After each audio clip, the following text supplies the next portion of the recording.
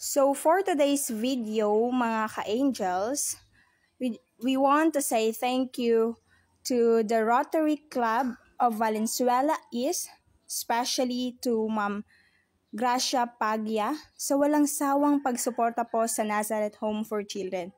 Diyos na po nawa ang magbigay sa iyo ng siksik, liglig at umaapaw na biyaya at pagpapala. Na-renovate na po ang kainan ng mga bata. Ito po, before po, ganyan po yung kainan nila.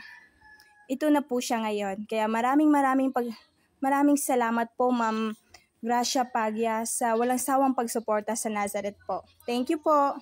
Oh my God!